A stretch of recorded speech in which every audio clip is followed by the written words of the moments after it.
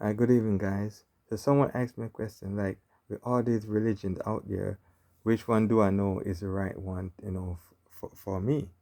First of all, I will start off. What is religion?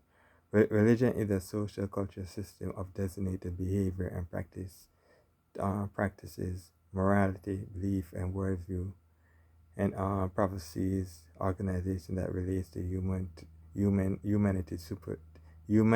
to supernatural that relates to humanity to supernatural, transcendent, and spiritual elements. All right, so we get that out of the way. So according to Wikidex, it says that there are over 4,200 different types of religion out there, including denomination, including denominations. And so to start off with, to say, hey, which religion is good for me, I would say, hey, shit. Alright. I decided to say which religion is good for me. I would say focus on like morality. Alright. Alright. To pick to decide on which religion is good for me, I would first say shit shit shit shit shit.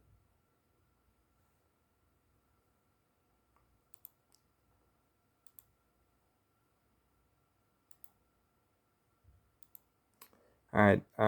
To sort of this, alright, for me to decide on which religion is good for me, I'll view I'll mostly focus on supernatural and spiritual, spiritual aspect and morality on those three. And so I would say, all right, let's turn to the Bible and go to John 8 verse 44. You are you let's focus on John 8 verse 44.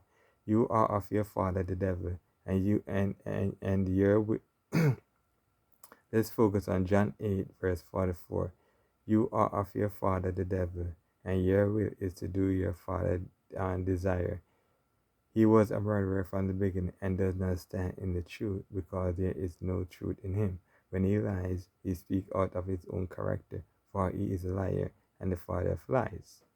So based on that verse, it's talking about Satan, and saying that he like to deceive people and he love to lie. So now for me to say, for me to I for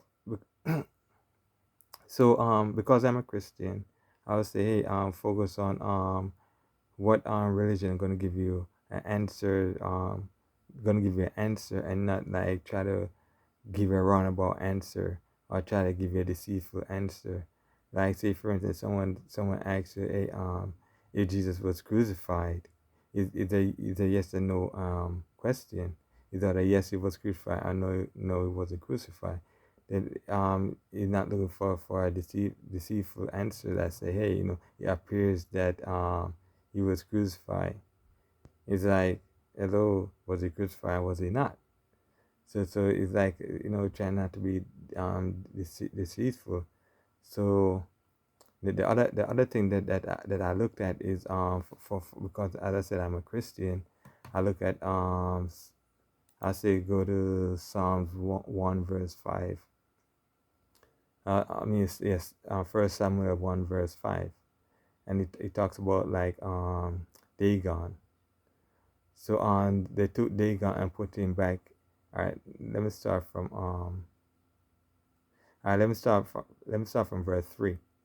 When the people of Asher rose early in the next day, they would. All right, no. Let me start from the very first one. So after the Philistines had captured the ark of God, they took it from it. Ah, so let me read from First Samuel 1 verse 5. And I'm going to start off from at verse 2. Then they carried the ark into Dagon's temple and set it beside Dagon. When the people of Asher rose early the next day, there was Dagon falling on his face on the ground before the ark of the Lord. They took Dagon and put him back in his place. But the following morning, when they rose, there was Dagon falling on his face on the ground before the ark of the Lord. His head and hands had been broken off and were lying on the threshold. Only his body remained.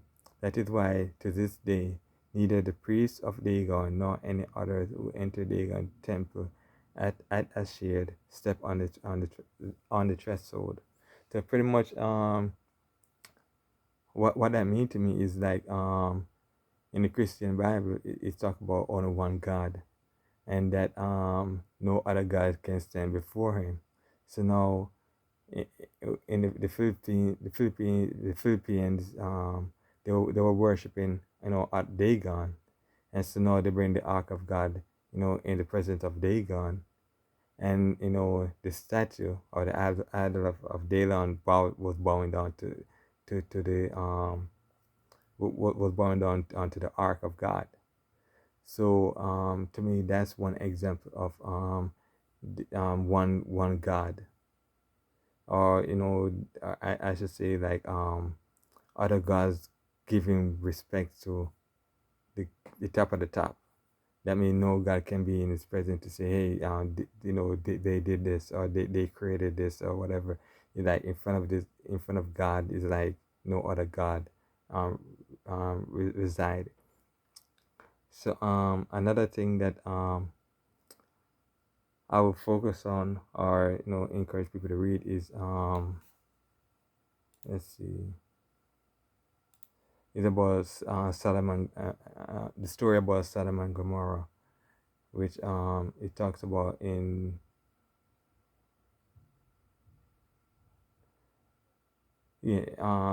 Judges, like Judges 19 verse 22.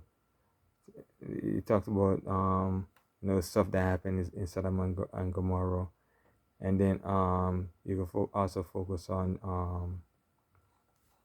yeah. All right, let's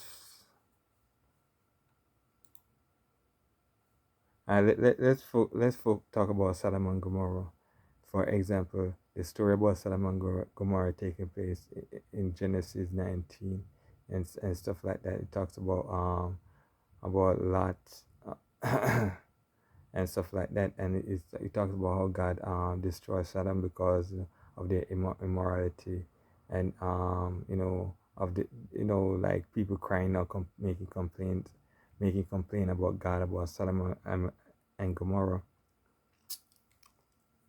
Let's talk about let's talk about Sodom and Gomorrah. All right, let's talk about Sodom and Gomorrah. In Genesis, it talks about Sodom and Gomorrah. Oh, God destroyed Sodom.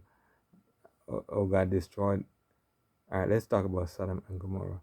In Genesis, it talks about how God destroyed them because of their wickedness, and also because of their immorality.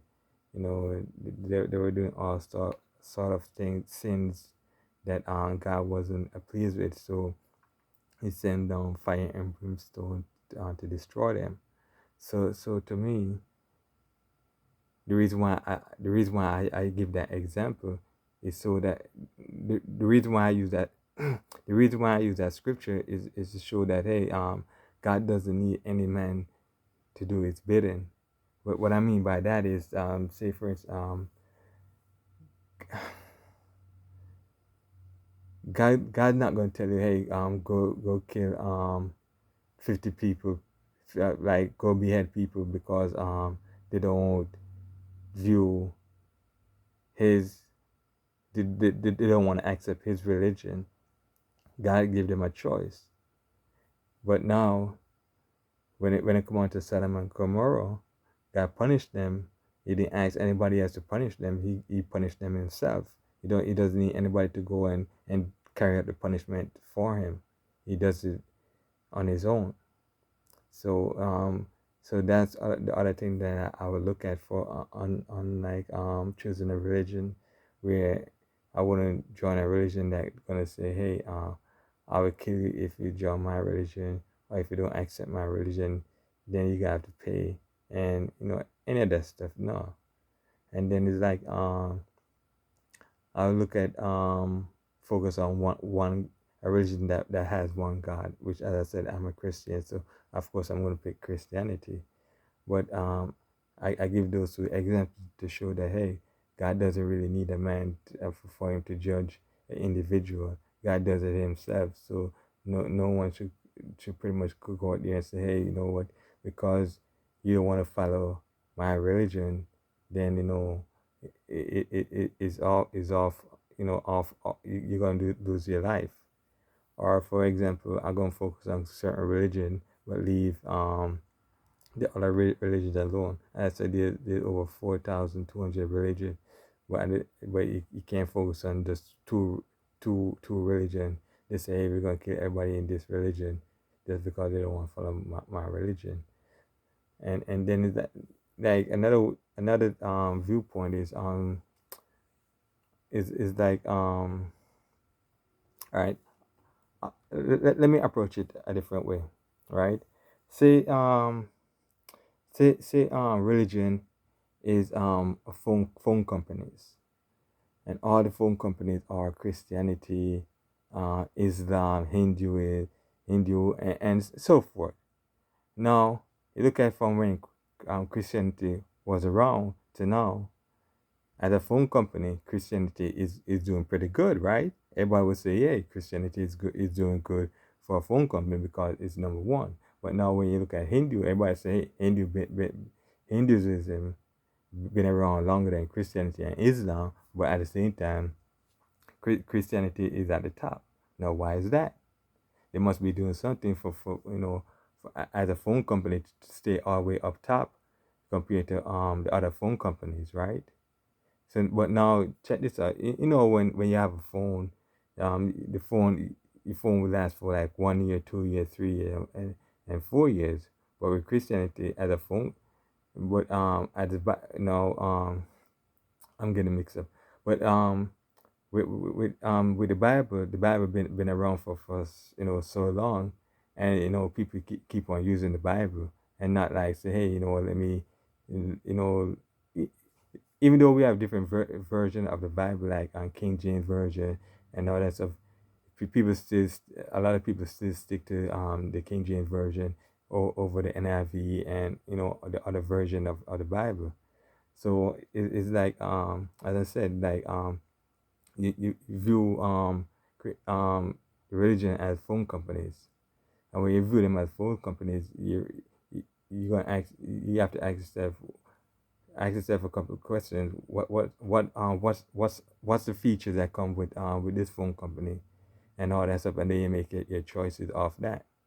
But now, as like with Christianity, you talk directly, you talk to God and stuff like that. You have an open communication and all that stuff, which is going perfectly, because as a phone company is like, hey, communication is good and all that stuff compared to other phone company, even though there's say 4,200 phone companies out there, and some of them just come and last for like 50 years, 10 years, 100 years, and then pop, they just disappear, and you're like, wow.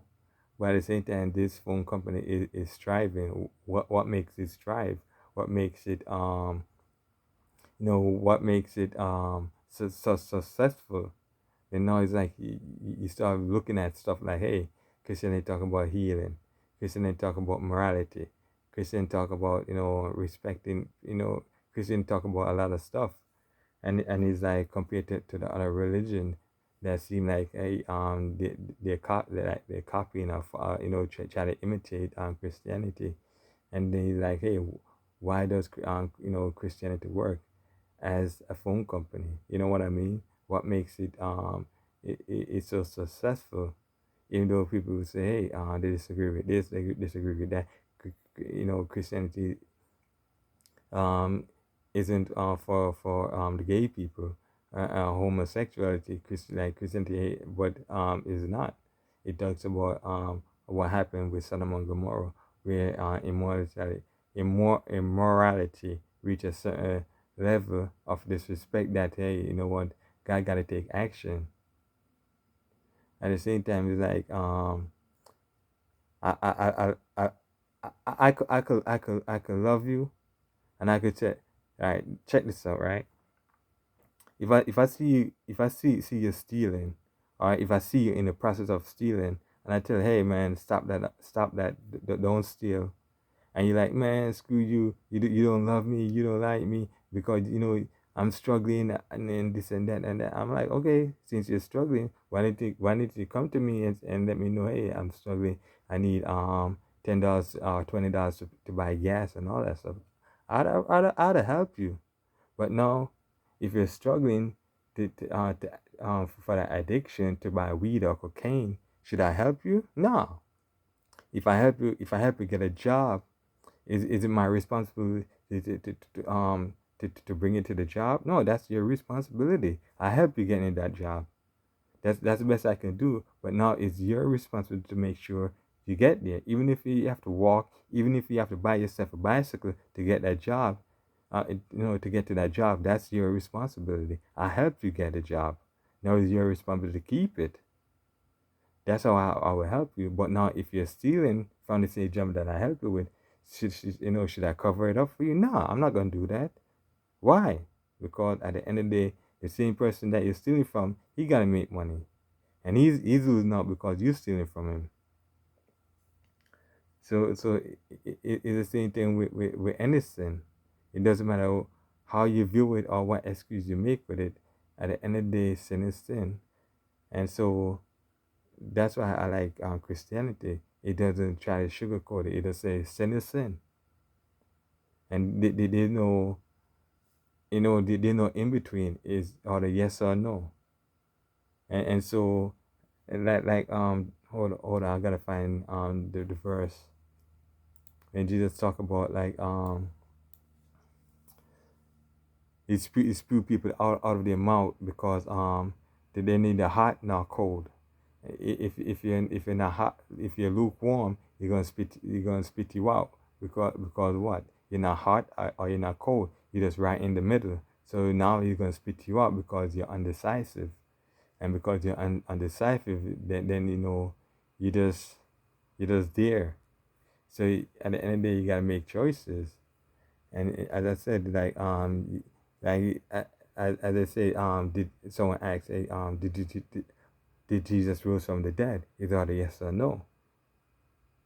So it's either yes, he rose from the dead, or no. You know, in between, trying to people playing with words and none of that stuff.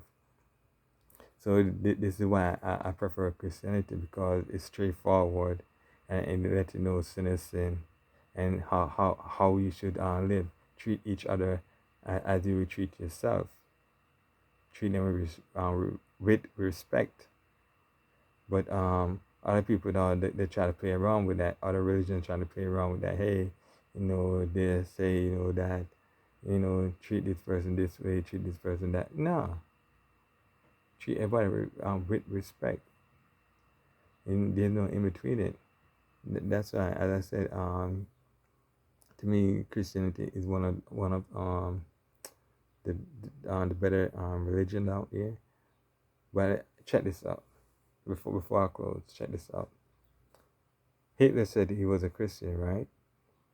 But why would a Christian go out and kill people, especially the Jews? When Jesus said, "Hey, the Jews are a favorite," it doesn't make sense, right? So because someone say, "Hey, I'm a Christian," doesn't mean they're a Christian. It doesn't matter what they say; they're not a Christian if you don't go by God's teaching. Once you start disobeying His teaching, then you no longer could call yourself, "Hey, I'm your son." No, you're not. Because if you're my son, you follow my teaching, and you do my will. You do what He wants you to do. Why? Because you're His son, and He expect better from His son. So now you're saying, "Hey, I'm a Christian," and so if you're a Christian, you're gonna live up to that standard that is set. But now, if you're not going to live by that standard, then you're no longer his son. Why? Because you're not living up to the standard that is set. Because you got to set an example. And when you set an example, people see, hey, you know what? This person living up to the example that Jesus, want. So, as I said, this is why I chose Christianity over all the worldview, because it makes more sense, and it gives you a lot of answers to questions and stuff like that. Say for instance, someone said, hey, they believe in energy, and so like one time I was talking to somebody, they said, hey, they believe in energy. So my follow-up question was, if I plug in an electrical cord and I put my hand, so I could get electrocuted, and that's energy flowing into me, right? So how would I be able to heal, or how would I know that I'm absorbing too much energy, and all that stuff. They're like, oh, we get back to you. I'm like, huh? What do you mean you get back to me? You tell me, hey, this is your religion. So if you say, hey, you believe in energy, then you're supposed to have, you know, information to give me when I ask for it. But no, they didn't have any of that stuff. And so, it started leaving me more confused, because I'm like, yo, these people are on some BS. Because it, if they say, hey, this is how their religion is, they're supposed to have a question for that religion, because you're trying to convert me to your religion. So because you're trying to convert me to your religion, you gotta have the answers to my question. If you don't have the answers to my question, I'm not gonna go to your religion. If you try to force me to your religion, I'm not gonna go to your religion. So those are the things that I look at when I'm trying to decide on a religion. Hey, do they have the answer that I'm looking for, and are they gonna force me against my will? You know what I mean? So peace out and God bless.